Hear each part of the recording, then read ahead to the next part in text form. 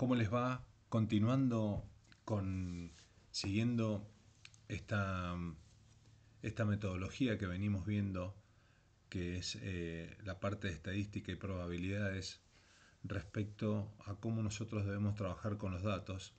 Ya hemos visto en el módulo número 1, en los videos de presentación, nosotros hemos podido ver el comportamiento del dato. El dato, que es lo más importante que nosotros, cuando hablamos de estadística y probabilidades, nosotros estamos hablando de que cómo vamos a trabajar con el dato. El dato es, como para hacer un repaso, el dato es importante que ustedes tengan en cuenta que se puede recopilar de distintas fuentes. Como lo habíamos dicho anteriormente, las fuentes pueden ser a través de encuestas, a través de entrevistas, a través de datos históricos que estamos recopilando. ¿Para qué? Para que nosotros podamos tomar decisiones en base a esos datos y poder formar de esa manera un gráfico, ¿sí? y representar de esa manera la información que nosotros tenemos. Entonces, el dato, como bien dicho, puro, es el dato que nosotros estamos tomando y es con el que vamos a trabajar. Siempre recordemos, siempre tenemos que recordar y tener en cuenta, y lo vamos a ver en cada repaso, que la muestra poblacional es muy importante. ¿Por qué? Porque la población es todo el conjunto, Por ejemplo, nos referimos a una muestra poblacional cuando vamos a ir a las elecciones de presidenciales o gubernamentales. Ahí nos estamos dando cuenta que la población sería cada uno de los votantes, ¿no es cierto? Pero en el caso, por ejemplo, de Buenos Aires, que son millones, como acá en Mendoza, es una gran cantidad. Entonces siempre se trata con una muestra representativa de esa cantidad de datos que indica la población. Entonces, la muestra tiene que ser representativa y es una pequeña, ¿sí?, cantidad de información de esa población. Tiene que ser representativa. Que tenga que ser representativa quiere decir que tiene que abarcar una buena cantidad de datos, de manera tal que si yo tomo decisiones sobre la muestra, tiene inferencias sobre la población. Entonces, siempre es muy importante tener en cuenta este concepto, el concepto de población, el concepto de muestra, el concepto de dato.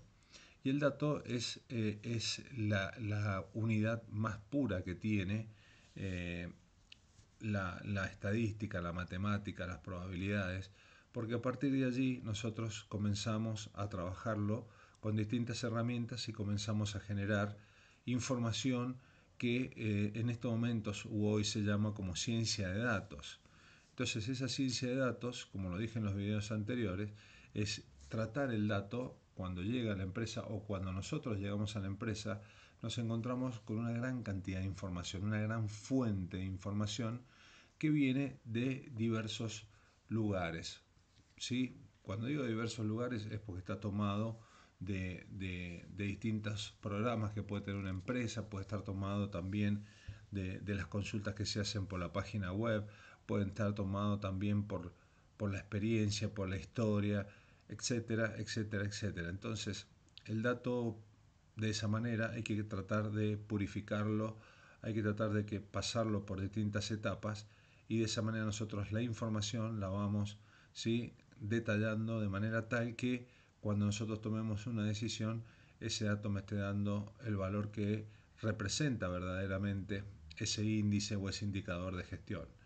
Entonces, nosotros habíamos hablado un poco de estadística descriptiva e inferencial, donde nosotros comenzamos a tratar con el dato y transformarlo en una tablita donde tenemos las frecuencias relativas, las frecuencias absolutas, los puntos medios, pero también un concepto importante a tener en cuenta es cuando hablamos de datos agrupados y datos no agrupados. Bueno, pero todo eso lo habíamos visto en el video del módulo 1. En este módulo 2, que nosotros estamos trabajando con variables, es importante tener en cuenta el concepto que una variable puede ser cuantitativa o puede ser cualitativa. Una variable cualitativa es una variable que, como bien lo dice la palabra, está describiendo una cualidad, ¿sí? Por ejemplo, nosotros estamos trabajando con datos estadísticos en los cuales nosotros queremos saber cuáles son aquellas personas que tienen ojos rubios, ojos claros, perdón, ojos oscuros, pelo rubio, pelo oscuro, la personalidad, por ejemplo, todas esas son variables cualitativas, ¿sí? Son características del objeto. Y cuando estamos hablando de variables cuantitativas, estamos hablando de aquellas variables que cuantifican una situación o un elemento que nosotros estamos queriendo obtener información. Entonces decimos, esa variable es cuantitativa, está representada por valores. Entonces, una variable cualitativa también se puede llamar categórica. Entonces, la variable cualitativa o categórica se puede definir dentro de una escala nominal, de una escala ordinal, y además tenemos por otro lado las variables numéricas y las variables o cuantitativas. Las numéricas o las cuantitativas podemos trabajarlas sobre escalas de intervalo o sobre escalas de razón. Esto que estamos describiendo acá son las distintas maneras en las cuales nosotros podemos trabajar con los datos, ¿no es cierto? Es una manera de poder diferenciar cuando una variable es cuantitativa y cuando una variable es cualitativa. Para este caso, nosotros hemos avanzado y hemos visto los conceptos, todavía no de probabilidad, que es lo que vamos a ver en el módulo siguiente, pero sí hemos visto conceptos de estadística, variables, variables aleatorias discretas, variable aleatoria continua y distribuciones de variables aleatorias discretas y continuas, que es el módulo que continúa luego al de probabilidades. Entonces, ¿qué es una variable? Una variable es un valor que puede tomar, ¿sí? Un valor de verdad que puede tomar una proposición o un dato que nosotros estamos obteniendo de una encuesta o de datos históricos o de entrevistas o llamadas telefónicas o de diversas fuentes que nosotros podemos estar teniendo de una base de datos. Entonces los datos pueden ser diversos. Esos datos nosotros los tenemos que representar mediante variables aleatorias. Y las variables, ¿por qué son aleatorias? Y porque las variables van cambiando de valor. Por eso se llama que es una variable aleatoria. Y cuando decimos que hay una variable aleatoria, podemos decir que esa variable aleatoria puede ser discreta. Sí, podemos decir que es discreta y también podemos decir que es continua. Cuando nosotros hablamos de una variable aleatoria discreta, estamos diciendo que esa variable aleatoria, denominada o representada mediante una letra, como puede ser la X, la Y, la Z, está tomando valores discretos. Valores, por ejemplo, sería las edades de las personas, ¿no es cierto? Eso sería un valor, una variable aleatoria discreta, porque toma valores verdaderos. Los hijos de una familia, por ejemplo, pueden ser valores discretos. Esa variable aleatoria es discreta. Y una variable aleatoria continua puede ser las mediciones de las precipitaciones fluviales, por ejemplo, pueden ser las estaturas de las personas, donde los valores pueden tomar una gran cantidad, en realidad los datos pueden tomar una gran cantidad de valores dentro de un determinado intervalo. Entonces, las variables siempre nosotros las utilizamos cuando nosotros comenzamos a trabajar en un pseudocódigo como puede ser PCIN. Nosotros siempre tenemos que definir variables de entrada, variables de salida, ¿sí? Que son los que nos van a representar los valores. Una vez que esa variable de entrada con un valor determinado comienza a trabajar dentro de un algoritmo, perdón, ese algoritmo a su salida genera otro valor y ese otro valor también forma parte de una variable aleatoria, ya sea discreta o continua. Entonces estamos trabajando con variables de manera constante y la variable, cuando digo variable, es igual que el dato, porque es el dato con el cual nosotros estamos también haciendo algo con ese dato, estamos trabajando con ese dato, lo estamos elaborando, lo estamos purificando, como vuelvo a decir y como repito siempre. ¿Para qué? Para que me arroje la mejor información posible dentro de un desarrollo de software, de una app o lo que tenga que tomar en un cuadro de comandos o lo que sea. Entonces, las variables pueden ser representadas y pueden ser tomadas de una muestra poblacional. ¿Qué es una muestra poblacional? Es lo que yo les decía anteriormente, es tomar una cierta cantidad de datos de la población. Entonces, el tamaño de la muestra puede variar, sí puede variar y en base a esa variación que puede tener la muestra podemos decir que estamos hablando de datos agrupados y datos no agrupados.